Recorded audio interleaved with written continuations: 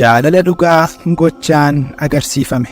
Sahaabaan nabii tokkoon isaanii kabaja dhugaa haqaaf qulqullummaa argatanii jiru.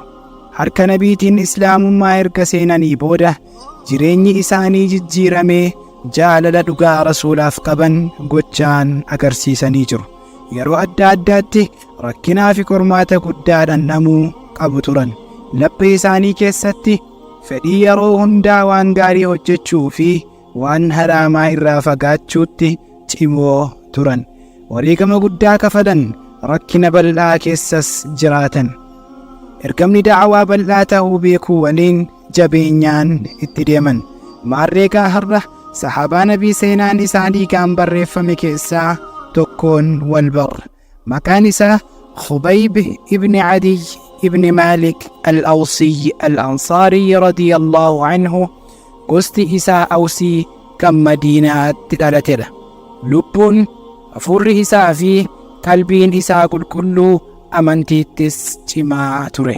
Gaafa lolli barrii kaafamu ilmaan Al-Haarith kan abbaan isaanii du'uu dhagahan maqaa nama abbaa isaanii ajjeesee garaatti qabatanii qalbii isaaniin barbaaduu eegalan.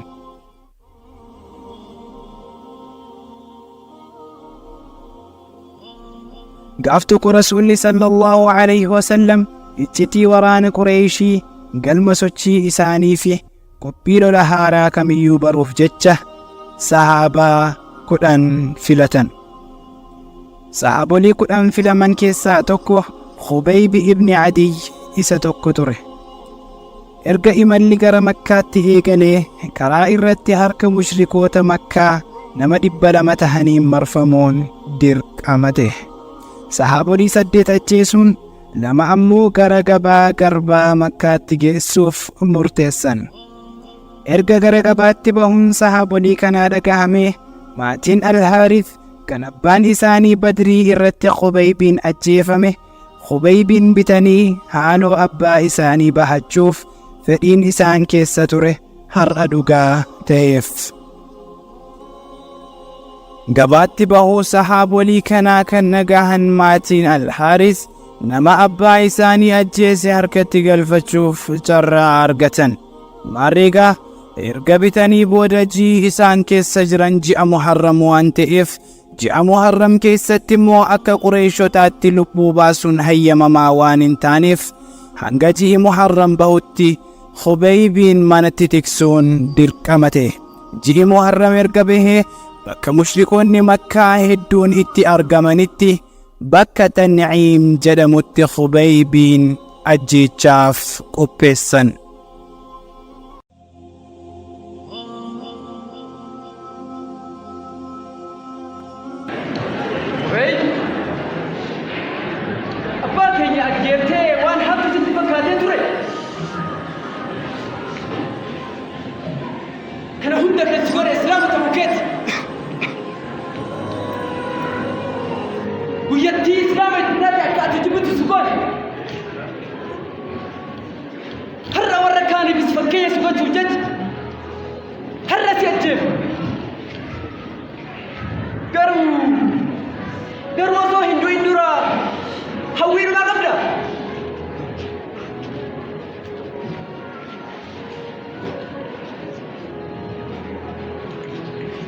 Antu sodaadheen beeku.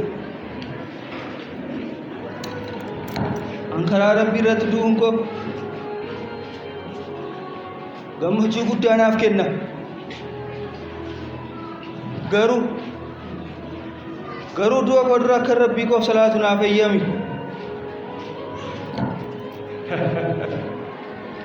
Bar du'aa jirta. Addunyaa kanatti lammaffaa hin deebitu.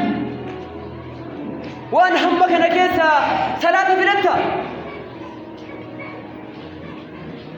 Hiika salaata isaa jalbaa haasara.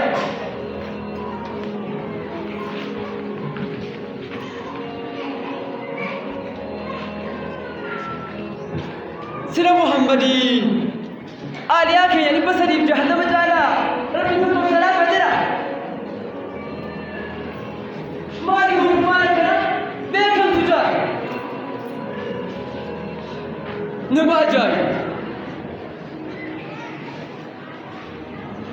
ajjeesaa abbaa keenyaa argachuun gammachuu guddaa nuuf godhan.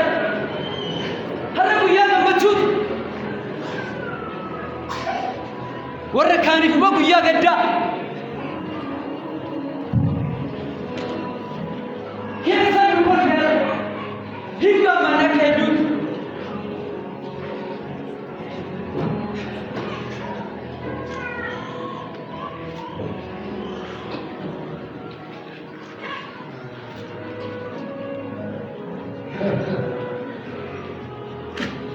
Maal gubee? Maal salaata kee akkana gabaabsi? Akka ati salaata siistee jirti maaliif jarjara?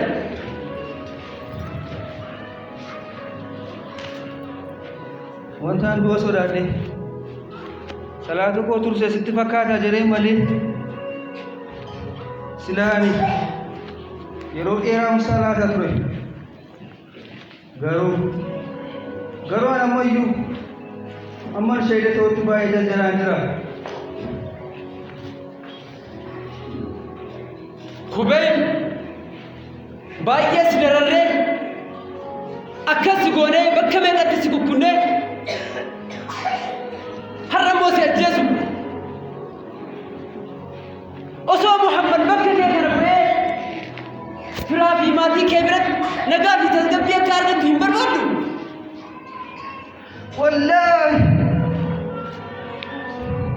rabbii gosa namumeen akka gadda oreen oollee osoo na biyyicha miiru firootaa fi maatii kiyya keessa fayyaaf nageenya addunyaa hunda mi'eeffachaa jiraachuu hin barbaadu. Amma qoreessuun habiibi kooraatu asii meeqa shaayida ta'uu fedha. Maal jaalalli akkanaa? Maal jaalalli akkasii? Maal isinii boonaan akka isin akkas jaalatanii? Maal isinii boonaan akka lubbuu keessa dabalatanii ilaalanii? Nama ajaa'iba!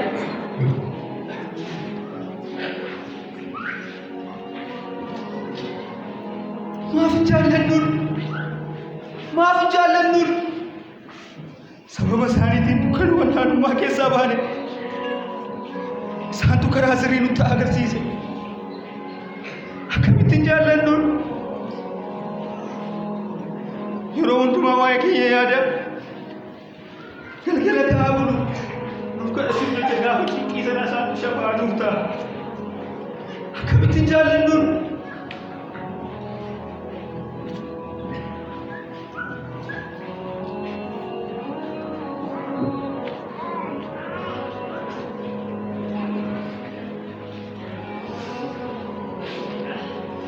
yeroo musliima ta'e shaayida ta'aa jiru karaan itti du'u nan dhibu. Yoo inni fedhe qaama koo muramee kana ni eebbisa.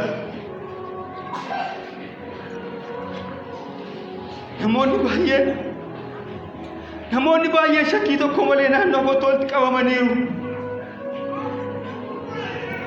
Gosa isaanis walitti qabanii jiru. Hundi isaanis walitti qabamaniiru. Ilmaan isaanii harbanaa isaanii walitti qabaniiru. Shorkeessummaa dheeraa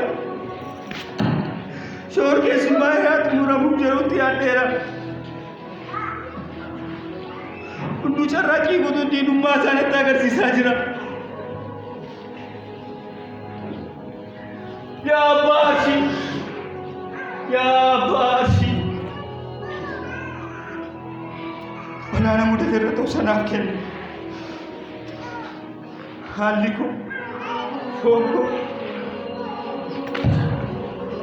bakka meeqatti murameera.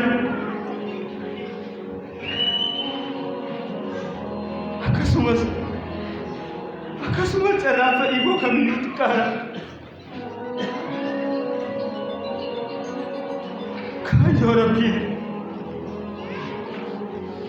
Kaayyoo Rabbiiti.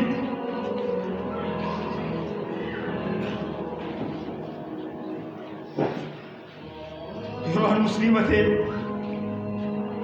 shahiidataa jiru akkaataa kamiin akkan duunan dhibu sababa kufrii isaaniitiin gara fuulduratti tarkaanfataniiru. Duuti kana booda ta'us yoo isaanii booda waan isaan mudatu hin sodaatani.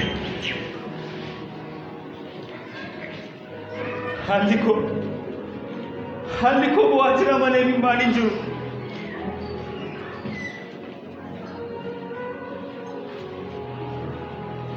Du'uun koo hin oolu waan ta'eef du'a hin sodaadhu. Garuu sodaan koo jahannama naanna'ee jirudha. Rabbiin irraa yaa baraaru.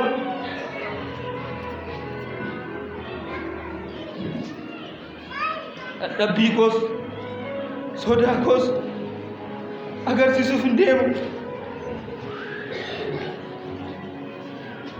Shakkii tokko malee gara Rabbiitti deebi'aan jira.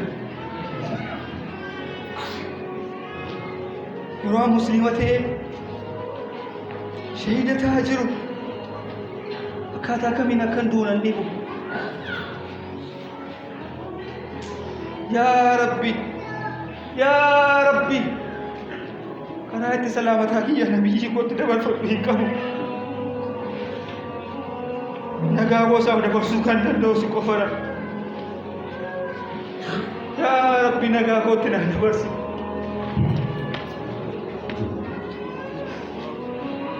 Anu kasa desa, bila jejak saya